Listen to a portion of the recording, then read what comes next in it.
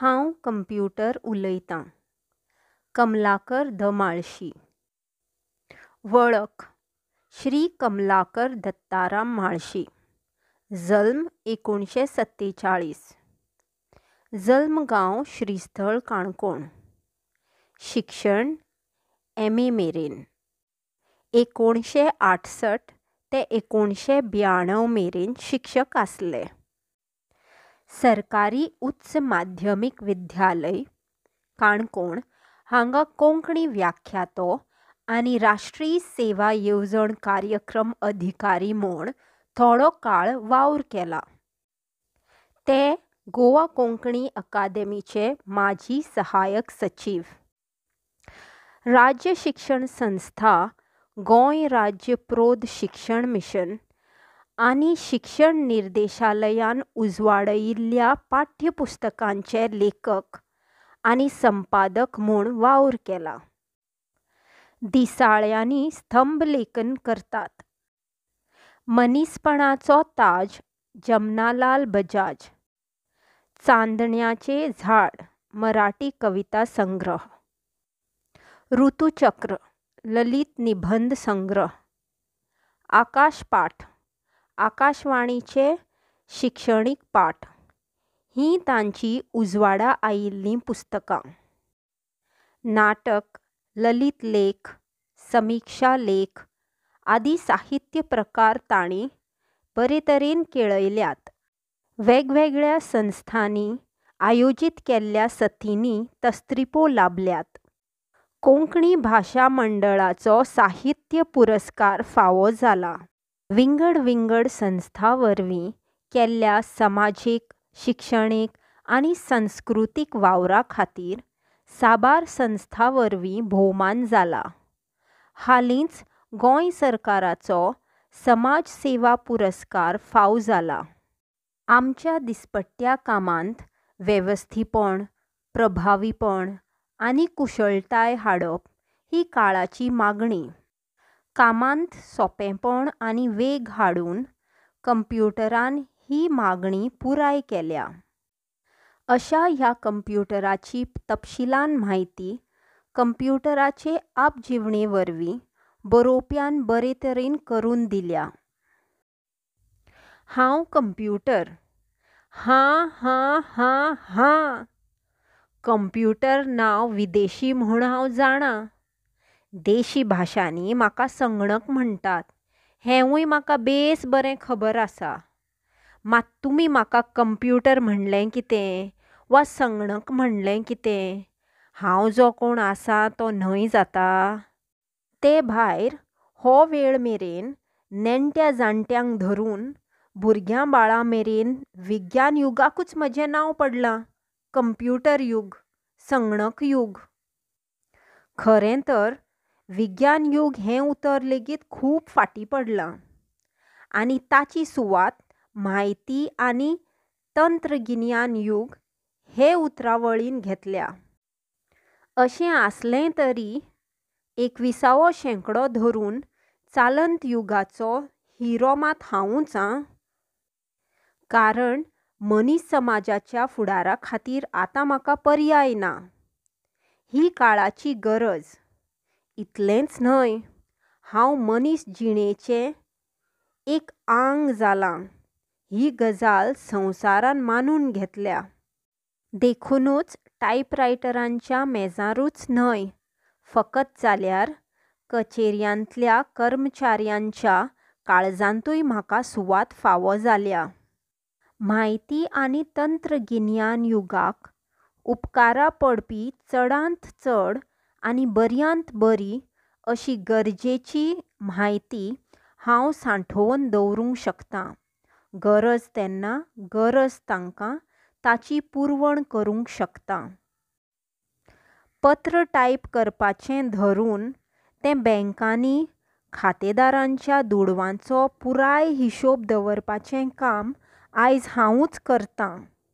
पत्र टायप करप, लेटरहेड करप, चॅकबूक बॅलन्स तयार करप, हिसाबाचे तक्ते तयार करप.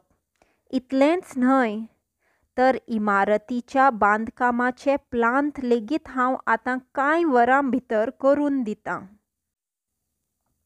आदल्या तेंपार शिशाचीं उरफाटीं अक्षरां तयार केल्ल्या मजकुराची छापावळ करपाक म्हयन्याचे म्हयने लागताले. तीच छापावळ म्हज्या आदारान आतां कांय वरां भितर जाता. तिवूय जाल्यार निवळ, सोबीत सुंदर. गुणवत्तेचें वेवस्थापन म्हणटात तें हेंच. आनी वेवस्थीपण, प्रभावीपण आनी कुशळटाय ही काळाची मागणी. ती हांव पुराय करतां. हांव जड जड उतरांनी कठीण कठीण अशें कितें तरी उलयतां अशें दिसलें न्हय तुमकां? तुमच्या तोंडावेल्यानूच वळखलों तें हांव. देखून पयलीं म्हजी थोडी भोव मुळावी अशी वळख तुमकां करून दितां. संवसाराक कंप्यूटर ह्या नांवाची वळख जावचे पयलींची गजाल ही.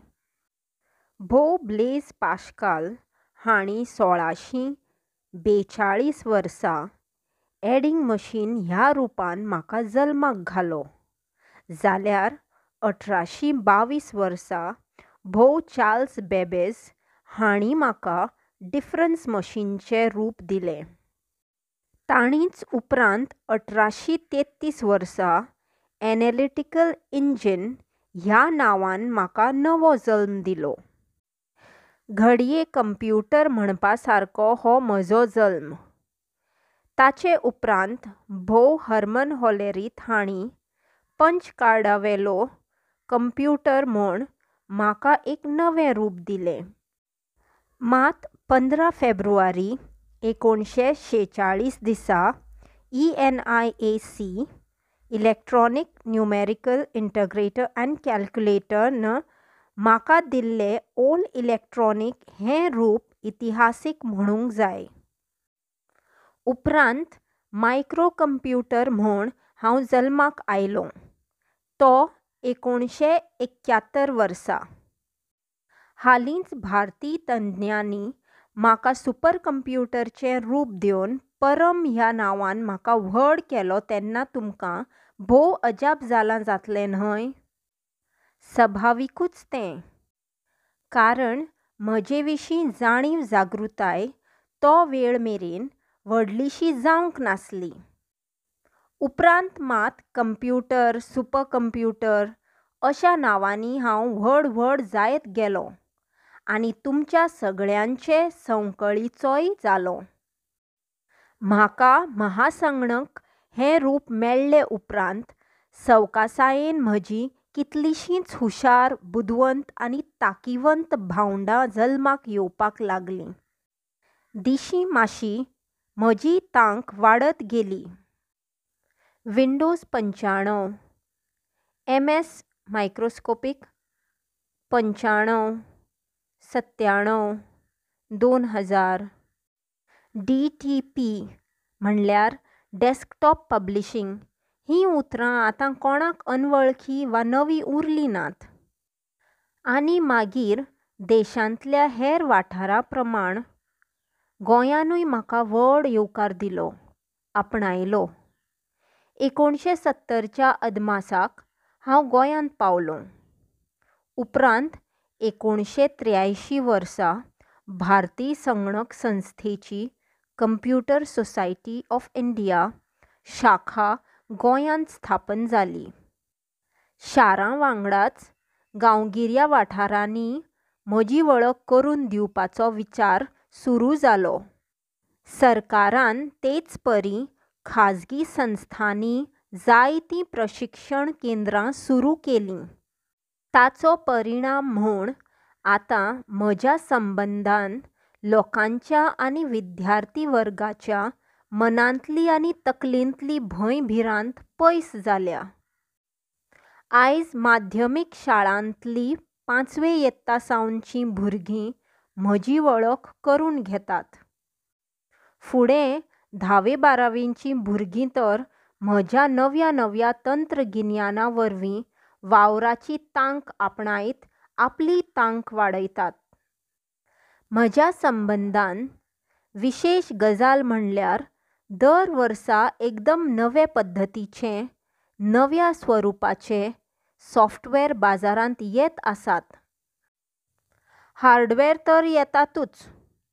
आतां हार्डवेअर सॉफ्टवेअर म्हणलें म्हूण तुमी भियेवपाचें वा गोंदळपाचें मात कारण ना.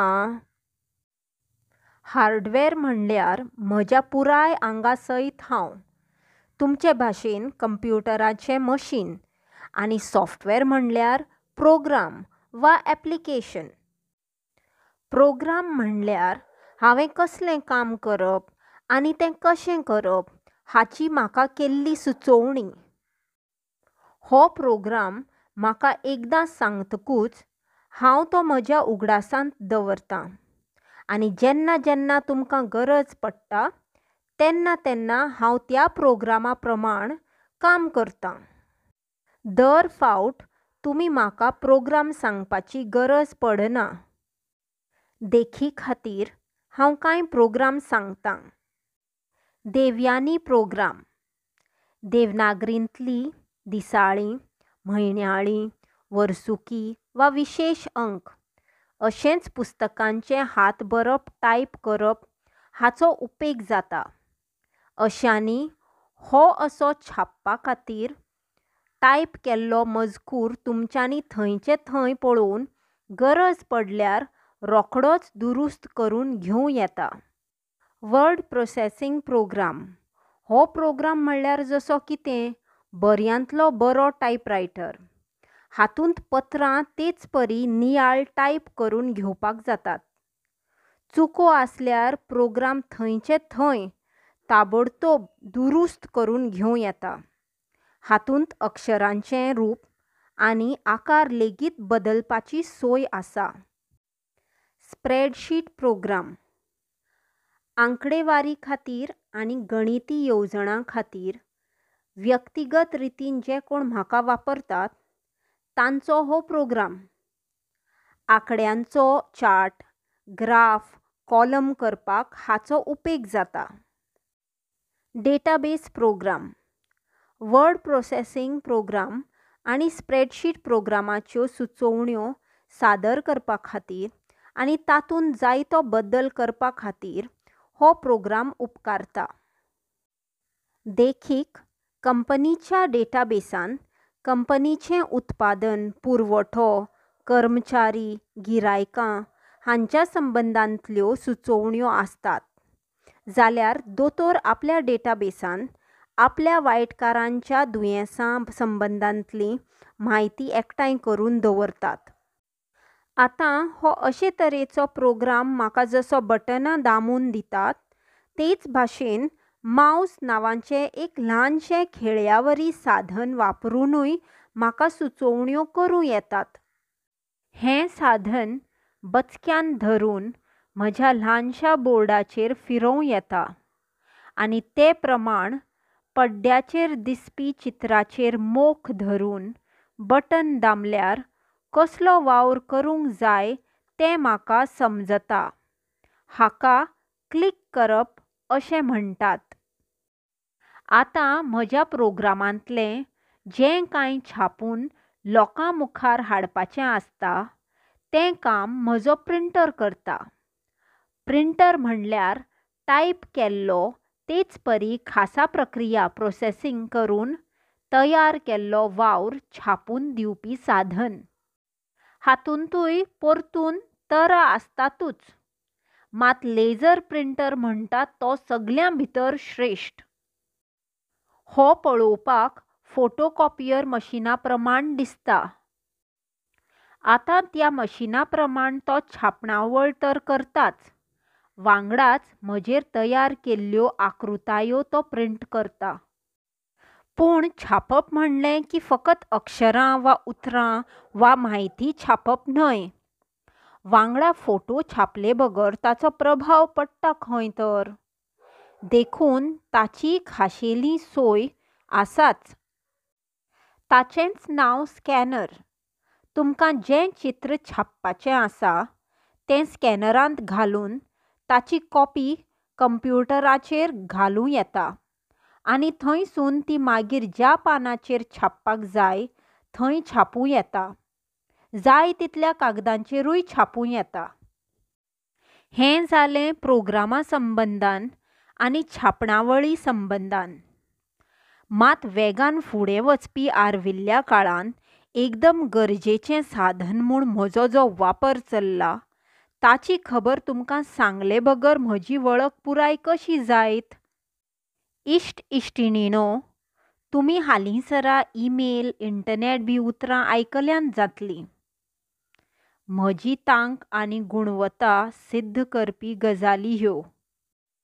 ईमेल म्हटल्यार इलेक्ट्रॉनीक मेल.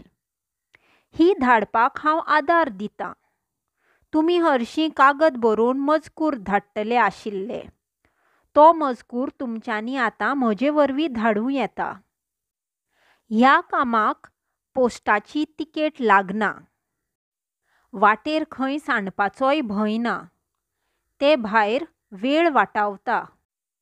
तुमी कागद टायप करपाचें, ईमेलीचो ल्हानसो नामो टायप करपाचो आनी बटन दामपाचें. रोखड्या रोखडो सगलो मजकूर जाका ईमेल धाडल्या ताच्या नाम्यार हाजीर. इंटरनेट म्हणल्यार तर संवसाराक एकठांय जोडपाची जादू करपी जादूगार. म्हायतेचो आकांताचो घोघो. सोंपे भाशेन सांगपाचें जाल्यार इंटरनेट म्हणल्यार संवसारांतले म्हजे सारके वेगवेगळे संगणक एकठांय जोडून केल्ले संगणकाचें म्हाजाळें. हातूंत संवसारांतली सगले तरेची म्हायती वर्गवारी करून सांठोवन दवरिल्ली आसता. आनी ती म्हायती मोडेम नांवांची तंत्र वेवस्था आनी फोन हांचो वापर करून म्हजे कडल्यान मेळूं येता. ही म्हायती दिवपी अशे जे विंगड विंगड जागे आसतात तांकां वेबसायट्स म्हणटात. तांकां वळखुपाचे पत्ते आसतात. त्या पत्त्यांचेर आदारून तुमी म्हजे कडेन सोद घेतलो जाल्यार तुमकां गरजेची अशी म्हायती म्हज्यान दिवं येता. देखीक अमेरिकेक विज्ञानाचें शिक्षण दिवपी खंयचीं विश्वविद्यालयां आसात? तांची फी कितली? शिकपाक शिश्यवृत्ती मेळटा काय ना? विद्यार्थ्यां खातीर वसतीघराची वेवस्था आसा काय ना? ही सगळी म्हायती तुमकां पळोवंक वाचूंक मेळटाच. वांगडाच विश्वविद्यालय महाविद्यालय दिसपाक कशें आसा ताचो फोटो लेगीत घरांत बशिल्ले कडेन तुमच्यांनी पळोवं येता. हालीं तर वर्तमानपत्रां नेमाळीं लेगीत इंटरनेटाचेर वाचूंक मेळटात. संगीत आयकूंक मेळटा. पिक्चरां पळोवंक मेळटात. मागीर आतां एका कंप्युटरा वेलीं मालमत्तेचीं कागदां फॅक्स मशिना वरवीं दुसऱ्या कंप्युटरा कडेन धाडप शक्य आसा म्हणल्यार कसलें अजाप उरलें?